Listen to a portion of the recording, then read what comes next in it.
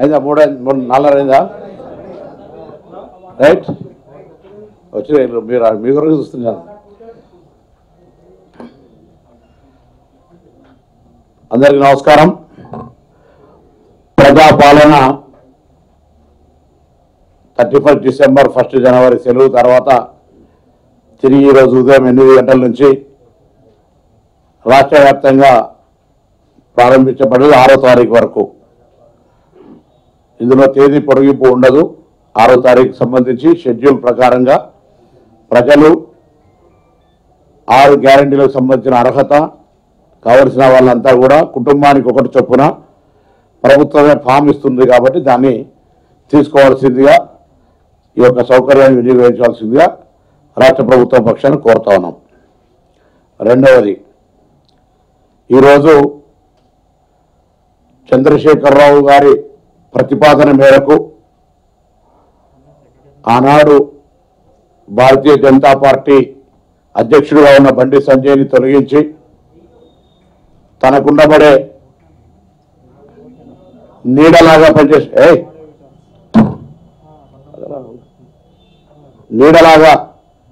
పనిచేసేటువంటి కిషన్ రెడ్డి గారిని నియమించుకున్నటువంటి ఆ కేసీఆర్ బినామీ, కేసీఆర్ ప్రతిపాదిత బీజేపీ అధ్యక్షుడు ఈరోజు చాలా చిలక పలుకులు పలికినారు. ఇప్పుడు కూడా మీరు కేంద్ర మంత్రి, గత 5 సంవత్సరాల నుంచి మీరు కేంద్ర మంత్రి.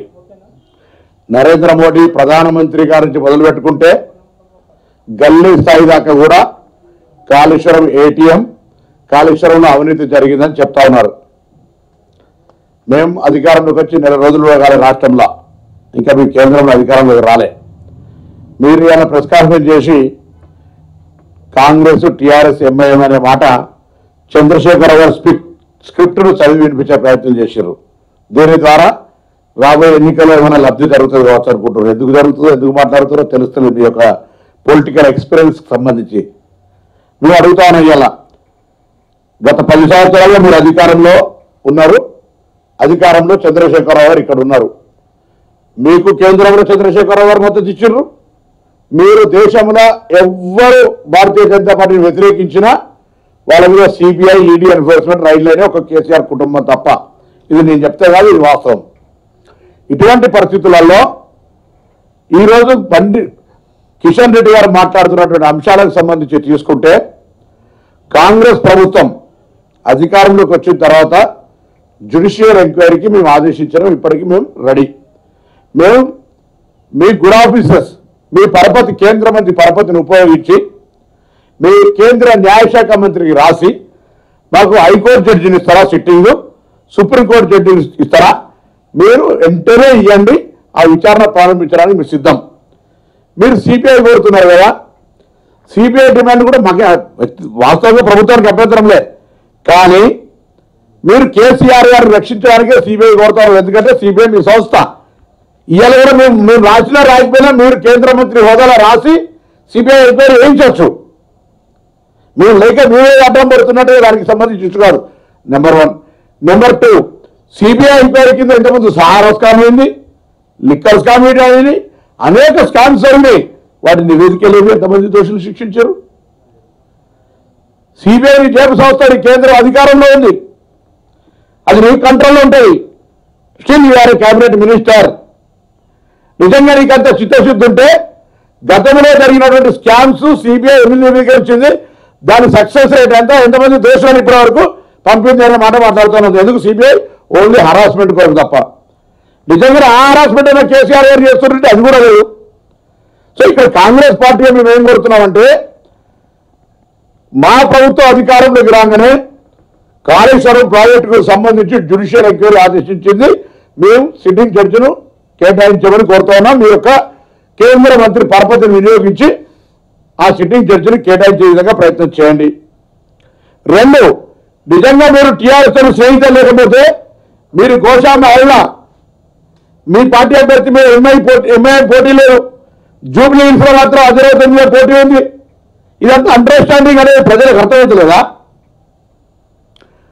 సో ఎన్నికల్లో లబ్ధి పొందడానికి సంబంధించి మీరు ఎన్ని డ్రామాలు ఆడినా మీకు మళ్ళా 100 సీట్లలో డిపాజిట్ రాలే. మీరు డిపాజిట్ రాలేదు ఏదో కొత్తగా దాన్ని ఏదో మాట్లాడితే దాన్ని అడుగుతానుకుంటే నువ్వు అడుగుతున్నావు కేసీఆర్ ప్రతిపాదిత తెలంగాణ రాష్ట్ర బీజేపీ అధ్యక్షుడివి. అంతకంటే నీకు మించిన అర్హత ఏంది? ఇది మేము రాలే, భారతీయ జనతా పార్టీ నాయకత్వం. ఇవాళ కూడా అసలు వాస్తవంగా తెలంగాణ డిఎంఏ ఎమ్మెల్యే ఎవరు కూడా భారతీయ జనతా పార్టీ ఉండద్దు.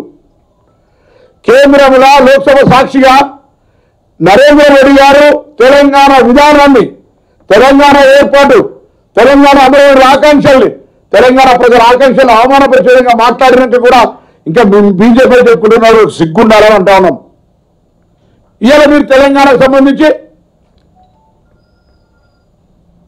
మేము ప్రభుత్వం ఏర్పడి అసలు ఫలితాలు రేపటికి వేరైతే 7 తారీఖు నాడు క్యాబినెట్ అయితే మేము మా నాయకులంతా ఎంపిక చేసుకునే కార్యక్రమం జరుగుతుంది. ఇప్పుడు మీరు మీ యొక్క శాసనసభ పక్ష నాయకులను కూడా ఎంపిక చేసుకునే ప్రశ్న లేదు. ఇలా అడుగుతారు ఒకటే, నిజంగా భారతీయ జనతా పార్టీ కేసీఆర్ పట్ల, వారి ప్రభుత్వం పట్ల, కాంగ్రెస్ చేసే విచారణకు మద్దతునిచ్చే ఒకవేళ మీరు అటువంటి ఆలోచన కేసీఆర్ నిజంగా అనే ఆలోచన ఉంటే మాకు జడ్జి గారిని కేటాయించండి, లేదా మీరే సిబిఐతో విచారణ చేయించండి.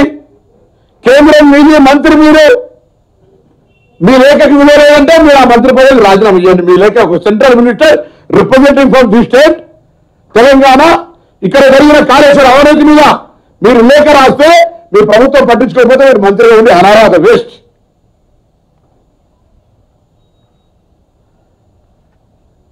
మొన్న హోంశాఖ సహాయ మంత్రి ఇప్పుడు ఉన్నట్టు నిజమేనా? సో ఇటువంటి పరిస్థితుల దయచేసి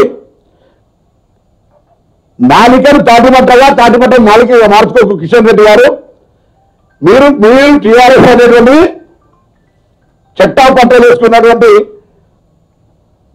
అపవిత్ర కలయిక మీది. మీరు ఎప్పుడు కలుస్తారో, ఎప్పుడు విడిపోతారో, ఎప్పుడు తిట్టుకుంటారో, ఆయనకి ఎప్పుడు కోపం వస్తారో, ఆయన మెడలు ఎప్పుడు రేకొడతా అంటారో, మీరు ఎప్పుడు ఆయనతో కలిసి ఉంటారో తెలియదు. ఎవరెవరు ప్రశంసించుకుంటారు, ఎవరెవరు క్రిటిసైజ్ చేసుకుంటారు. మేము తెలంగాణ ప్రభుత్వం ఉంటారని కిషన్ రెడ్డి గారు కోరుతా ఉన్నాం. గతంలో కేసీఆర్ గారి ప్రభుత్వం కేంద్రం నుంచి నిధులు తీసుకోవడానికి సంబంధించిన విషయంలో ఆయనకు సముఖత లేకుండే. మేము తెలంగాణ ప్రభుత్వంగా అయ్యేలా కేంద్రం నుంచి మీరేమో నిధులు తీసుకురాగలుగుతారు, మేము ఏమో రిప్రజెంటేషన్స్ కేంద్రం నుంచి ఇప్పించగలుగుతారు, మీరు రిప్రజెంటేషన్ సిద్ధంగా ఉన్నాం. ఇలా రాష్ట్ర అభివృద్ధి ఫెడరల్ సిస్టంలో కేంద్రం సహకారంతో కేంద్రము రాష్ట్రం కలిసి చేయాల్సిన అవసరం లేదు. ఈ తెలంగాణ రాష్ట్ర అభివృద్ధికి మీరు 10 సంవత్సరాలు చేసింది గుండు సున్నా. కారణం కేసీఆర్ పెట్టండి, మేము చేస్తామంటే వద్దంటున్నాని మేము తీసుకోవడానికి సిద్ధంగా ఉన్నాం. మీరేం సహకరించారు చెప్పండి. ఇలా ఎన్నికల ముందు వస్తే గిరిజన యూనివర్సిటీ ప్రకటించారు, ఎన్నికల ముందు వస్తే ఇంకొకటి మాట్లాడతారు. ఇవన్నీ కూడా వ్యర్థమైన మాటలు. మీ డ్రామా, మీ యొక్క కథ అంతా కూడా కేసీఆర్ గారి స్క్రిప్ట్ కూడా ఆలోచన చెప్పినాం. భారతీయ జనతా పార్టీ తెలంగాణ శాఖను నడిపేది టీఆర్ఎస్ పార్టీ. వాళ్ళకి ఎప్పుడైతే జాతీయ పార్టీకి టీఆర్ఎస్ సేవలు, టీఆర్ఎస్ యొక్క ఆకాంక్షలు అవసరమో ఆ స్థాయిలో పార్లమెంట్ పరంగా వీళ్ళు అక్కడ ఉపయోగపడ్డారు, ఉపయోగపడతారు. ఉపయోగానికి వీళ్ళకి అటువంటి సామీత సంబంధం ఉంది. లేదంటే కాళేశ్వరం ఏటీఎం అని కాంగ్రెస్ చెప్పింది. ఎప్పుడు కాళేశ్వరం ఏటీఎం అని ఇదే టీఆర్ఎస్ నాయకులు. లిక్కర్ స్కామ్ కవిత గారు అరెంజ్ చేస్తాం, కవిత గారు అరెంజ్ చేస్తాం, ఇదే బీజేపీ నాయకులు. ఏటీఎం బీజేపీ నాయకులే స్లోగన్, లిక్కర్ స్కామ్ బీజేపీ నాయకులే.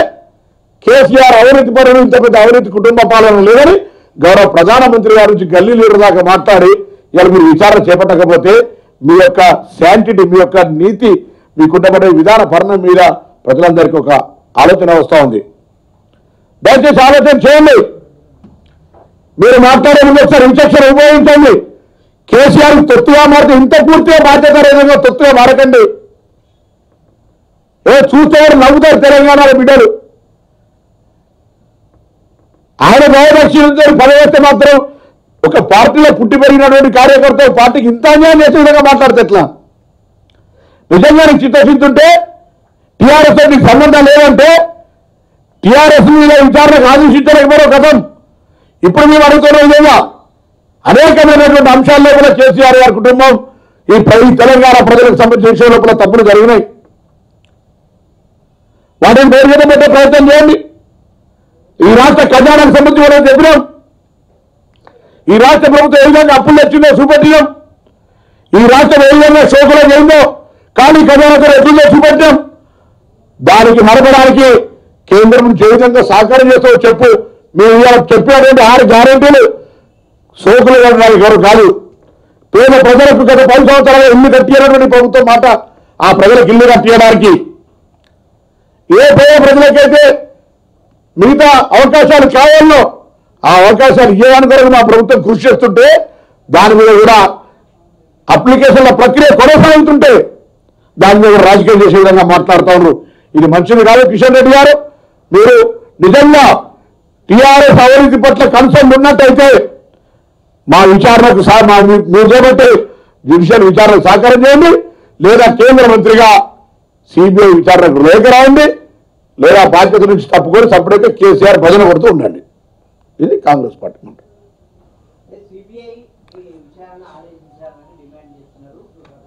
కేంద్రంలో ఎవరు సిబిఐ రాష్ట్రం ఆదేశించగలుగుతాయా? ఇప్పుడు లేఖ రాయమని ఆయన ఆంక్షలు తీసేస్తాం. ఆయన కొరకు లేఖ రాయమని కేసీఆర్ మీద యాక్షన్ తీసుకోవడానికి కొరకు గత ప్రభుత్వం మీద బీజేపీ చేపట్టిన కార్యక్రమం ఏదో చూపెట్టమని అడుగుతున్నాం. ఆరోపణకే పరిమితం. ఇప్పుడు సిట్టింగ్ జడ్జి కంటే రాష్ట్రంలో ఒక న్యాయపరమైన విలువలను కాపాడే విధంగా టెక్నికల్ అంశాలు, కాళేశ్వరం అనేది ఊరికే పొలిటికల్ గా లేకపోతే ఫైనాన్షియల్ కరెంట్ కాదు, టెక్నికల్ ఆల్సైట్ అఫెన్స్. సో అవన్నీ విచారణ చేయడానికి అన్ని విభాగాలను కలిపి ఒక జ్యుడిషియల్ ఎంక్వైరీ. వాళ్ళు కూడా డిమాండ్ ఏం చేస్తున్నారు బీజేపీ వాళ్ళు అనేది అవగాహన లేకుండా మాట్లాడితే కంటే రైట్ ఈ రాష్ట్రానికి వచ్చే అవకాశం లేదు, మీరు రాయండి, అప్పుడు ఆలోచన చేస్తాం. ముందు నువ్వు డిమాండ్ చేయి.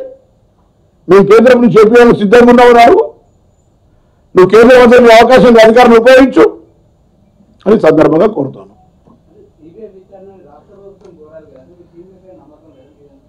నేను అపనమ్మకాల గురించి మాట్లాడతలేను. ఫస్ట్ నేను ఆల్రెడీ ఈ 10 సంవత్సరాలే కేంద్రంలో అధికారంలో ఉన్నవాళ్ళు అంటే రాష్ట్ర ప్రభుత్వం కోరకపోతే కేంద్రం సిబిఐ విచారణ చేస్తలేదు. ఎక్కడ తన విచారణ ఆదేశించుకుంటారు కేసీఆర్. 10 సంవత్సరాల్లో ఎందుకు సిబిఐ విచారణ చేయలేదు మీరు? దానికి జవాబు చెప్పాలి మీరు. ఆ బట్ట అది మీరు చేయలేక నేనేమడుగుతారు ఇప్పుడు కూడా నువ్వు కేంద్ర మంత్రి కిషన్ రెడ్డి గారు కేంద్ర మంత్రి టీఆర్ఎస్ ప్రతిపాదిత బీజేపీ అధ్యక్షుడు అనేది మేము చెప్తున్నాము. నీకు నిజంగానే ఇప్పుడే వచ్చింది సిబిఐ అంటే పర్వాలే, కానీ ప్రధానమంత్రి నుంచి కింది దాకా వచ్చి కేసీఆర్ కుటుంబం అవినీతికి పాల్పడ్డారని చెప్పిండు కదా. చాలా రాష్ట్రాల్లో ఇటువంటి ఎంక్వైరీస్ అయినాయి కదా. మీరు చెప్పాలి మేము సిబిఐ విచారణ చేస్తే ఈ రాష్ట్రం అనుమతిస్తారు. ఎందుకు ఇంత పెద్ద కరప్షన్ జరిగినాక అనుమతులు ఇచ్చే సబ్జెక్ట్ ఏమొస్తుంది? విచారణకైనా ఏదో చర్యలు తీసుకోవడానికి అడ్డం వస్తుండొచ్చు. కుంగిపోతే నువ్వు సమస్య స్పందించిన ముచ్చటేది కుంగిపోతే ఓన్లీ ఏటీఎం అని పొలిటికల్ ఆరోపణకే పరిమితం అయితే ఎట్లా? సో అది ఇష్యూ. తర్వాత రెండవది ఈ రాష్ట్ర ట్రాన్స్పోర్ట్ మినిస్టర్గా రాష్ట్ర వ్యాప్తంగా దేశవ్యాప్తంగా ట్రక్ వాళ్ళంతా కూడా స్ట్రైక్ చేస్తూ ఉన్నారు. కేంద్రం తీసుకున్నటువంటి న్యాయ సంహిత 2023 చట్టాన్ని ప్రస్తుతానికి ఆపి వాళ్ళందరితో మాట్లాడి అందరికీ సహాయత నేనేం దోషిని శిక్షించదంటలే. 2 సంవత్సరాల శిక్ష నిరూపమైతేనే 10 ఏళ్ళు పడుతుంది. కానీ వాళ్ళ అప్రహెన్షన్స్ వాళ్ళ అనుమానాలు దేశవ్యాప్తంగా జరుగుతున్నటువంటిది. సో ఈ అంశం సంబంధించి మొత్తం దేశవ్యాప్తంగా పెట్రోల్ డీజిల్కి సంబంధించినటువంటి ఇబ్బంది వస్తూ ఉన్నది. సామాన్య జీవితం మీద ప్రభావం పడుతుంది. అధికారంలో ఉన్న కేంద్ర పార్టీ దానికి సంబంధించి బాధ్యతగా క్రమశిక్షణతో వ్యవహారం చేయాల్సినటువంటి సెన్సిటివ్ ఇష్యూ ట్రాన్స్పోర్ట్. దేశం మొత్తం ఈ బాడీలో ఉన్న నరాల వాదిగా ఈ యొక్క ట్రాన్స్పోర్ట్ సిస్టమ్ పనిచేస్తుంది. దీని మీద ఇంత పెద్ద ఎత్తున జరుగుతుంటే కూడా దాని మీద మాట్లాడుతున్నాడు కిషన్ రెడ్డి గారు. కేంద్ర ప్రభుత్వం దృష్టికి తీసుకుపోతాను. తెలంగాణ ఎఫెక్టెడ్. రేపు పొద్దున నిత్యావసర వస్తువులు ధర పెరుగుతాయి, లేదా అనవసరమైనటువంటి పెద్ద పెద్ద అంశాలు ఉత్పన్నమవుతాయి. మేము రాష్ట్ర ప్రభుత్వంగా కోరుతాను కేంద్రం వెంటనే దీని మీద ఒక ఆలోచన చేసి చర్చలు జరిపి దీని మీద నిర్ణయం తీసుకోవాలని ఇక్కడ నుంచి ప్రాతినిధ్యం వహిస్తున్న భారతీయ జనతా పార్టీ ఎంపీలను మీరు పోయి ప్రభుత్వాన్ని కోరమని చెప్పి కోరుతాను. అందులో కేంద్ర మంత్రి టీఆర్ఎస్ ప్రతిపాదిత బీజేపీ అధ్యక్షుడు కిషన్ రెడ్డి గారిని కోరుతాను.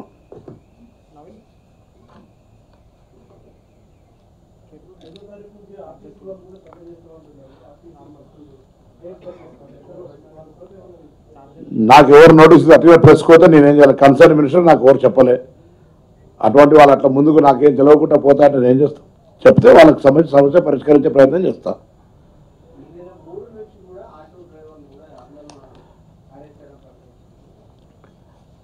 నేను ఆటో డ్రైవర్లు మా తెలంగాణ కుటుంబ సభ్యులు వాళ్ళందరికీ విజ్ఞప్తి చేస్తా ఉన్నా, టీఆర్ఎస్ చక్కర్లో పడకండి. ఇలా మెట్రో వచ్చింది, 4 లక్షల మంది ఎక్కుతున్నారు. ఓలా ఊబర్ వచ్చింది, ర్యాపిడో వచ్చింది. ఇవన్నీ వచ్చినప్పుడు లేని ఇబ్బంది ఇవాళ ఒకటేసారి మీకు ఇబ్బంది అవుతుందని మీరు మాట్లాడితే అదొక హైదరాబాద్ నగరానికి సంబంధించి ఇక్కడ ఉన్నాం. తప్పకుండా వాటిని పరిశీలిస్తాం, సానుకూలంగా పరిశీలించడానికి సిద్ధంగా ఉన్నాం. కానీ మీరు సమ్మె పేరు మీద ఆటో కార్మికులు తప్పులేదు. ఆటో కార్మికులు ఉద్దేశపూర్వకంగా చేస్తున్న సమ్మె కాదు ఇది.